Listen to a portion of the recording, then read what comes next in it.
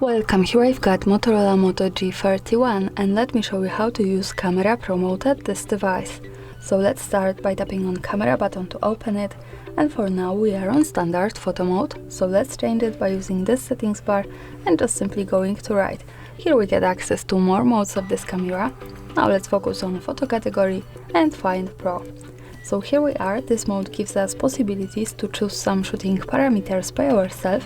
This is useful when we want to learn photographic skills or making experiments with photography. So let me start with this settings bar. Let's go from the right. The first one option here we can manage is exposure compensation.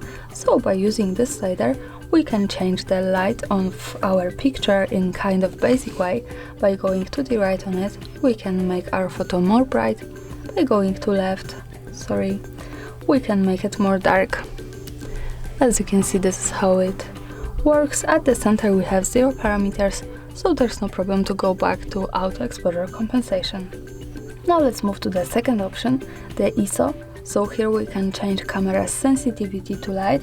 By using another slider we can make our photo and camera less sensitive from 100 or more sensitive to 3 and 2000. So this is wide spectrum, like this type of camera. I think it's really enough and pro here. To go back to auto ISO we have to slide to the left to the beginning of this slider. And let's move to the next one option. Here we have shutter speed, so we can change the time of taking photo. We can make it shorter from 1/6000 of a second, and this time should be definitely better to objects. For example, in move to frozen them at the picture with a good light.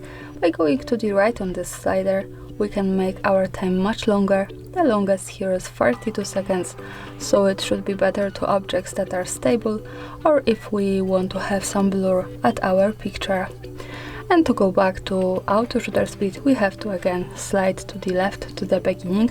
I want to show you also that when we adjust shutter speed and the ISO together, the exposure compensation button is locked, because these two parameters are really advanced light managing. So if you have less time, you can quickly adjust exposure compensation and the light by using this exposure compensation. If you have more time and want to do it like a pro, you can manage these two buttons.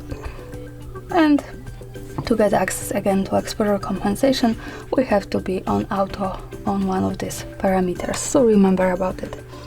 Now let's move to the next one option. Here we have white balance, so we can change the temperature of our picture in Kelvin degrees, and it depends from the light we have in the area where we take a photo. So above this slider we have some small icons that suggest us which light should be good.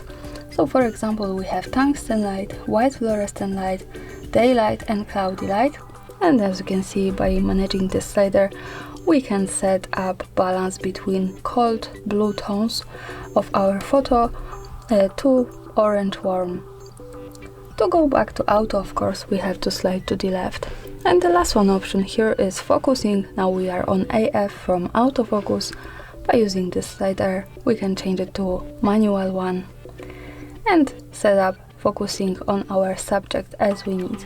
To go back to auto we have to of course slide again to the beginning, but I want to show you also that when we adjust all of these parameters together and need to quickly go back to auto settings with all of that, we don't have to do it separately. We can turn it off and use this button which appears here from the right. Now all of that has been resetted to auto settings. And let's move also here to the center to the small button under this settings and above the shutter to get access to more options about camera we can manage. Most of them is also in standard photo mode, but in Pro we have one extra thing. Format. We can save our photo on standard JPEG, but we can save it also on RAW, and this is really pro feature here, because RAW format is used by professional photographers to saving more details at the pictures and post-producing them in graphic programs. We can also set up this to RAW plus JPEG, so save photo on two formats together. So this is really cool. Now let me stay on JPEG and let's use the settings to take a photo. So let me start with focusing now. then white balance, shutter speed, and the ISO. As I said, exposure compensation now is locked because I used ISO and shutter speed, so let's tap on shutter. And to see my photo, let's move to this button from the right, so we can get quick access to the gallery, and this is how it looks like. Of course, it's not perfect. I suggest you to make experiments with all of these settings and just have a good fun. Thanks for watching, subscribe our channel and leave the thumbs up.